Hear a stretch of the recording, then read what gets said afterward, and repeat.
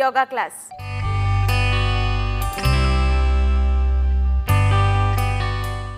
ఈరోజు కృష్ణ గారు మనకి ఏ ఆసనం నేర్పించబోతున్నారో చూద్దాం.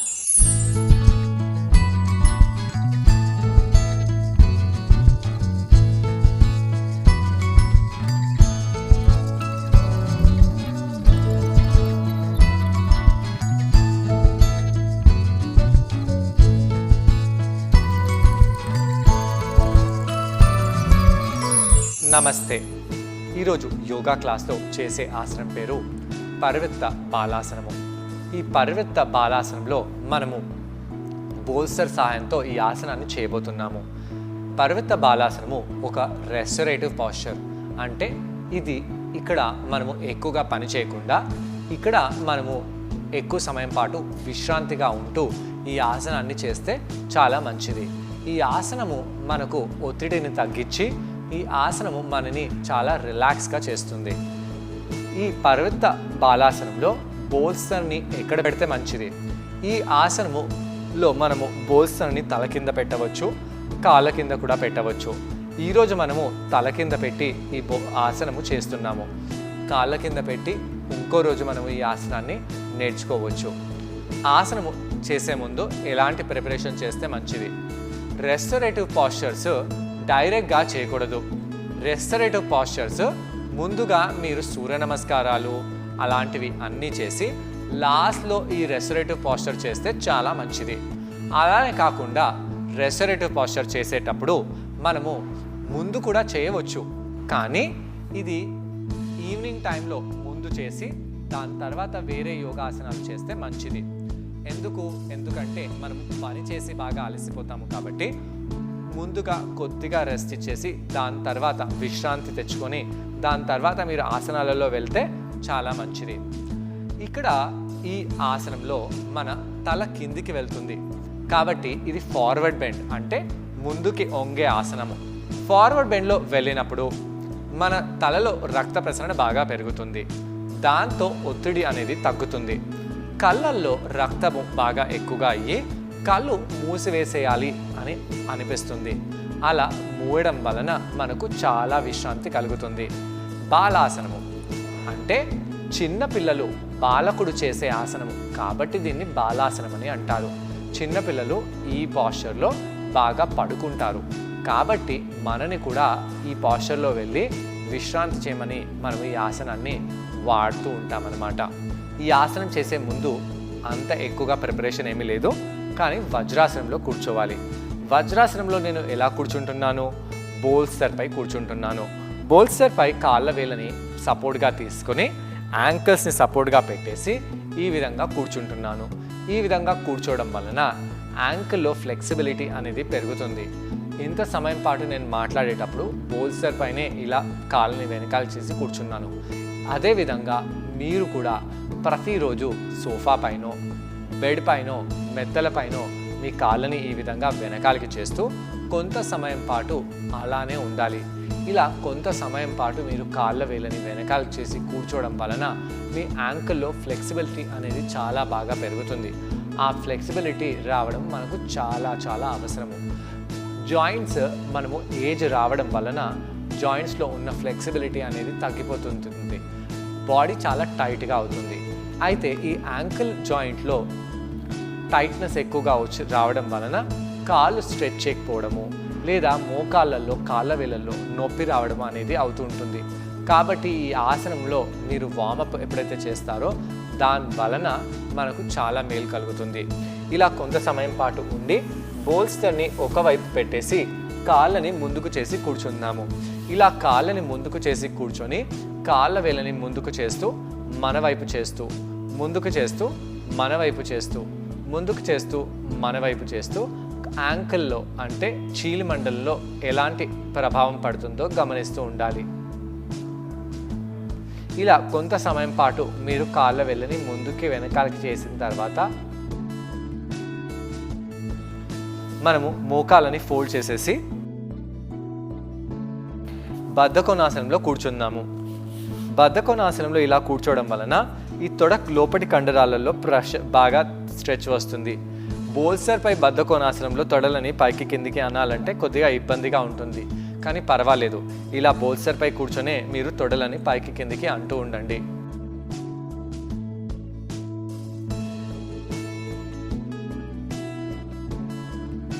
కొంత సమయం పాటు మీరు మీ తొడలని పైకి కిందికి ఇలానే అంటూ ఉండాలి.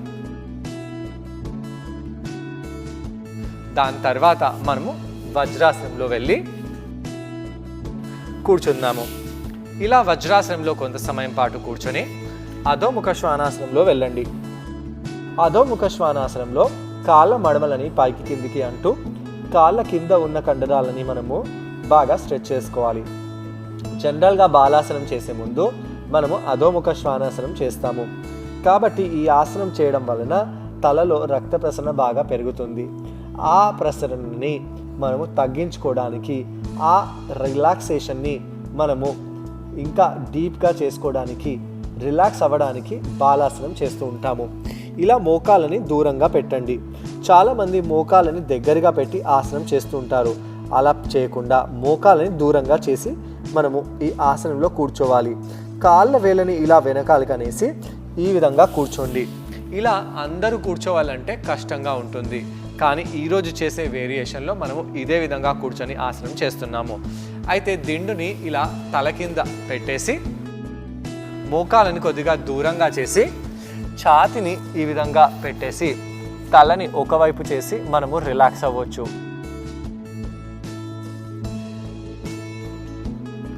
ఇది నార్మల్గా చేసే బాలాసనము.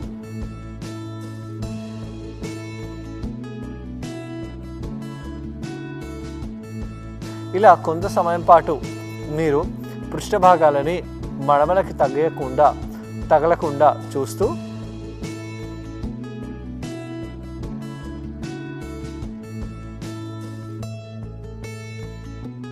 ఇలా కొంత సమయం పాటు ఉండి నెమ్మదిగా పైకి వచ్చేసేయాలి. ఇప్పుడు మనము పర్వత బాలాసనం చేద్దాము. ఈ బోల్స్ని కొద్దిగా దూరంగా చేసేసి పర్వత బాలాసనం ఎలా ఉంటుందో చూద్దాము. ఈ పర్వత బాలాసనంలో ఇలా పడుకొని మనము పర్వతంగా తిరగాలి. ఈ విధంగా ఎడమవైపు తిరిగి తలని కింద పెట్టవచ్చు. ఇలా మన శరీర పైభాగాన్ని ఒకవైపు తిప్పేసి ఇలా తలని కిందికి తీసుకురావడం వలన ఒక కాలులో ప్రెషర్ బాగా పడుతుంది. అలానే వీపు సైడ్ భాగాలలో స్ట్రెచ్ బాగా వస్తుంది.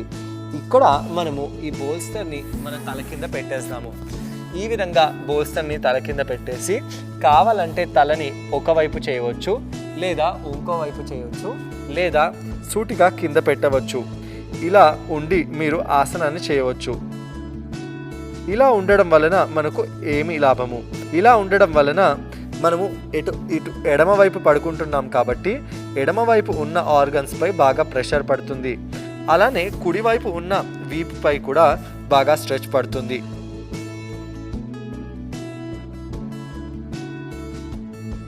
కొంత సమయం పాటు ఇలా ఎడమవైపు ఉండి మనము తలని కుడివైపు చేసి ఈ ఆసనాన్ని చేయాలి. తలని నేనైతే సూటిగా పెడుతున్నాను. మీకు ఇలా ఎడమవైపు చేయాలనిపించినా లేదా కుడివైపు చేయాలనిపించినా అలా చేసేసి మీరు ఈ ఆసనంలో ఉండవచ్చు.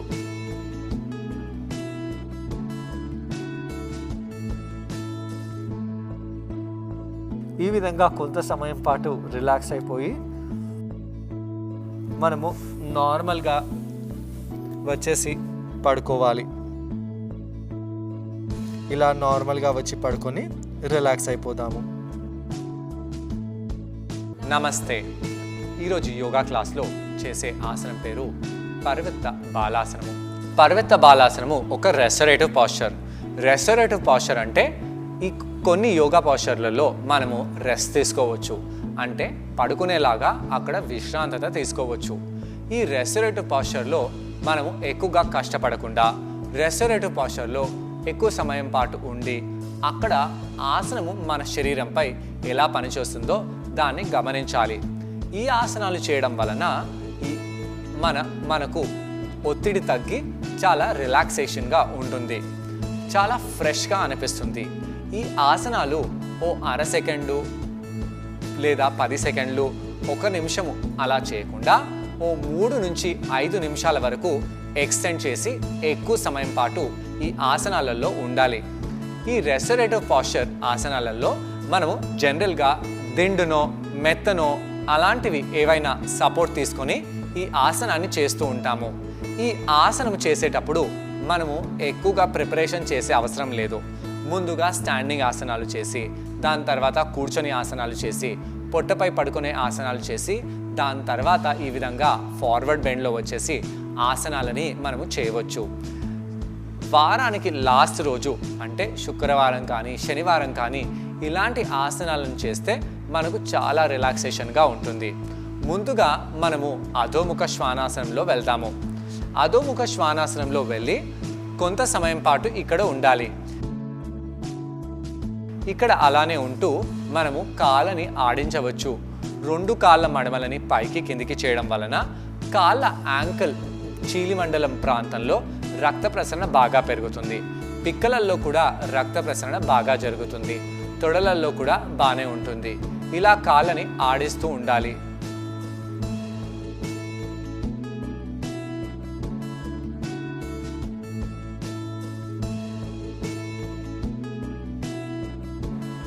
ఇలా కాళ్ళని కొంత సమయం పాటు ఆడిస్తూ ఉండండి.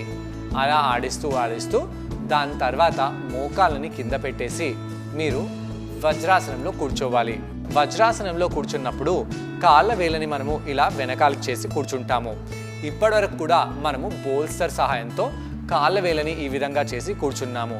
ఇక్కడ మనము ప్రాణాయామం చేద్దాము. కళ్ళని మూసివేసి మనము ఎడమ ముక్కు రంధ్రంతో శ్వాస తీసుకొని కుడి ముక్కు రంధ్రంతో వదిలేసేయాలి. కుడి ముక్కు రంధ్రంతో శ్వాస తీసుకొని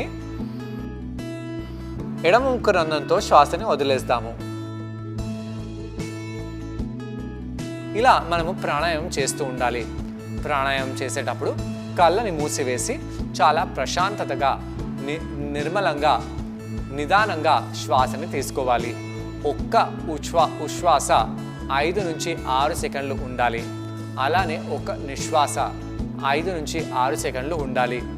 ఉశ్వాసలని నిశ్వాసలని మనము సమాంతరంగా పెట్టుతూ లాంగ్గా చేస్తూ దీర్ఘంగా మనము శ్వాసను తీసుకొని వదిలేస్తూ ఉండాలి.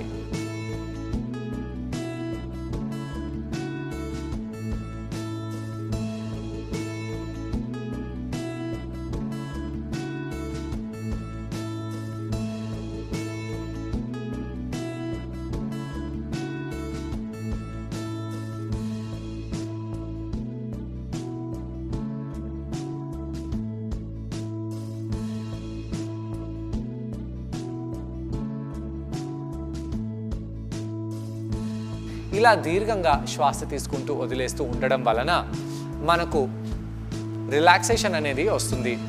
ఇలాంటి రిలాక్సేషన్ పెంచే ప్రాణాయామాలను చేసి దాని తర్వాత రెస్టరేటివ్ ఆసనాలను చేస్తే చాలా మంచిది. నేను కూర్చొని కూడా మీరు ఈరోజు చేసే ఆసనాన్ని చేయవచ్చు. కానీ ఆ ఎపిసోడ్ అది మనము ఇంకో ఎపిసోడ్లో చేద్దాము. ఈరోజు ఇలా వజ్రాసనంలో కూర్చున్నట్టుగా కూర్చోండి. అలా కూర్చొని ముందుగా మనము బాలాసనం చేద్దాము. ముందుగా మోకాలని దూరంగా చేయండి. ఇలా మోకాలని దూరంగా చేసి తలని మ్యాట్పై కింద పెట్టేయాలి.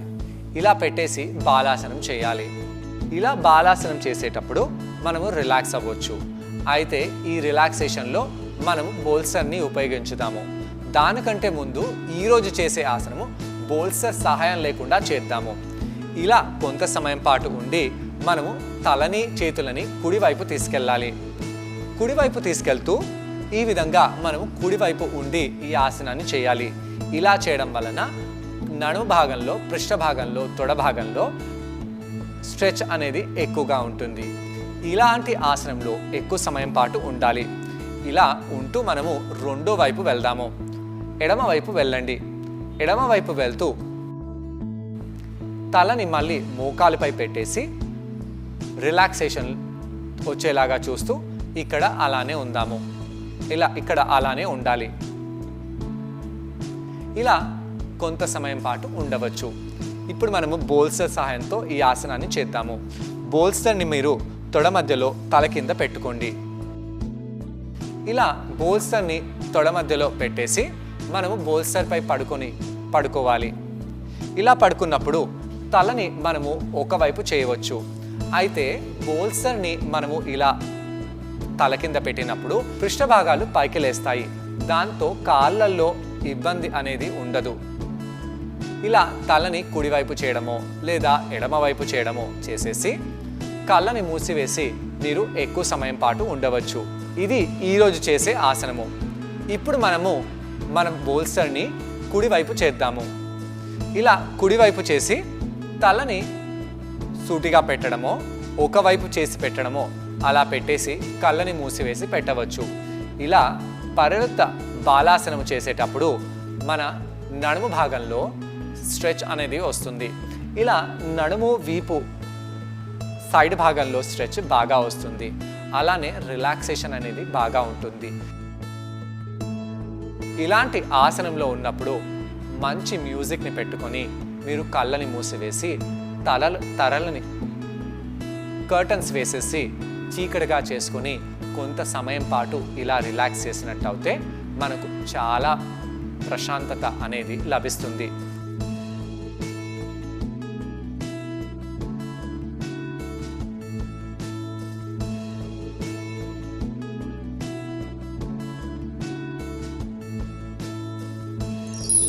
చూసారుగా, ఈ ఆసనం పేరు పరివృత్త బాలాసనం. ఈ ఆసనం చేయడం వల్ల ఒత్తిడి తగ్గుతుంది, రిలాక్సేషన్ పెరుగుతుంది, అలాగే తలలో రక్త ప్రసరణ బాగా జరుగుతుంది. అలాగే ఈ ఆసనం చేయడం వల్ల ఫేస్లో గ్లో పెరుగుతుంది. నడుముకి, తొడకండరాలకి, కాళ్ళ వేలికి చాలా మంచిది. ఇదే బోల్సర్ని మనము రెండో వైపు చేద్దాము. రెండో వైపు తీసుకెళ్ళి తలని రెండో వైపు చేసి ఇటువైపు కూడా మనము రిలాక్స్ అవ్వచ్చు. బోల్సర్ని అడ్డంగా కూడా పెట్టేసి మనము ఉండాలి. అయితే ఇలా ఆసనంలో ఉన్నప్పుడు బోల్సర్పై ఎక్కువగా పడుతూ పృష్ఠ భాగాలని పైకి చేయకుండా పృష్ఠ భాగాలని కూడా వెనకాలకి చేస్తూ సమాంతరంగా నడుములో, తలలో రక్త ప్రసరణ అలానే స్ట్రెచ్ వచ్చేలాగా చూడాలి. మీరు మ్యూజిక్ పెట్టుకోలేకపోతే ఓంకారాన్ని జపిస్తూ తలలో రక్త ప్రసరణ ఎలా పెరుగుతుందో గమనించండి.